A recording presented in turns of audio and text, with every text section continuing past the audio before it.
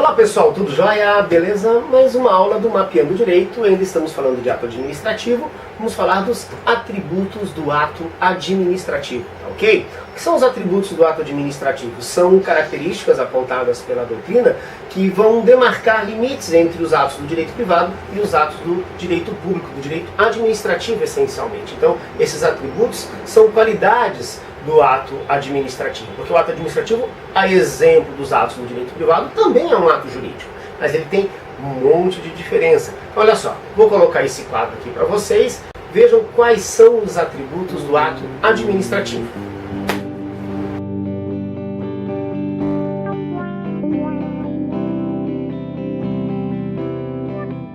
Ok? Viram? Beleza? Vamos falar rapidamente deles então. Quais são os atributos do ato administrativo? Olha só. Presunção de legitimidade, também chamada de presunção de veracidade. Presume-se que o ato administrativo praticado por um agente público, e afinal é ele que pratica esse ato, ele tem fé pública, presume-se que o ato é perfeito, que é verídico. Afinal ele tem fé pública, tá joia? Anota o seguinte, esta presunção não é absoluta, é uma presunção relativa. As presunções absolutas são presunções iuris et iuri.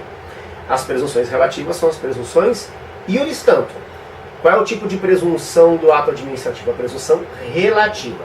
Significa que presume-se que o ato praticado pelo agente público é verdadeiro, mas admite-se prova em contrário. E de quem é o ônus de provar? Do administrado, do particular, tá joia? Se você não realizar prova contra o ato praticado pelo agente público, presume-se que esse ato é legítimo, que é verídico. Esta é a presunção de legitimidade.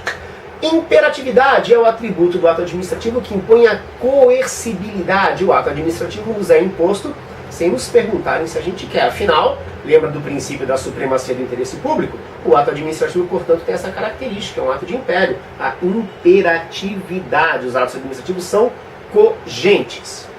Vamos lá, exigibilidade.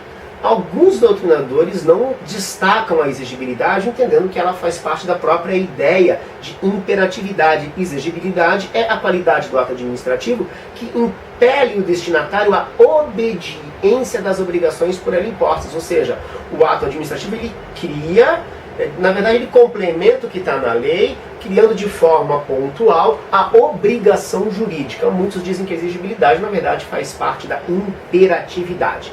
A executoriedade, também chamada de autoexecutoriedade, tá ok? É a qualidade pelo qual o poder público pode compelir materialmente o administrado, sem necessidade de alguma via judicial, a realizar uma conduta, a cumprir uma obrigação. Na verdade, tanto a executoriedade como a exigibilidade estão dentro daquela ideia de autotutela. Você tem essa característica, tá? São situações em que a administração pública age independentemente de um provimento jurisdicional, sem precisar do poder judiciário. A diferença é que na executoriedade, a administração pública compele materialmente, né? Então, como por exemplo, uma interdição, uma ordem, uma interdição em si, a demolição de uma obra irregular, o recolhimento de um produto fora de validade na farmácia ou no supermercado. Já a exigibilidade gera apenas uma notificação, por exemplo, uma obrigação de fazer, sem que haja essa cogência material. Perfeito? E a tipicidade, para acabar essa conversa aqui. A tipicidade, né, citada por Maria Silva de Pietro, nem todos os doutrinadores entendem a tipicidade como atributo do ato administrativo. A tipicidade seria o seguinte, né? Todo ato administrativo deve corresponder a um modelo jurídico, a um figurino jurídico pré-estabelecido. Perfeito? Em resumo, pessoal, esses são os atributos do ato administrativo. Beleza? Muito obrigado pela participação de vocês, pela atenção de vocês, não participação, tá joia? Então eu vou continuar aqui gravando mais algumas aulas para vocês, tá joia? Grande abraço, até a próxima. Tchau, tchau!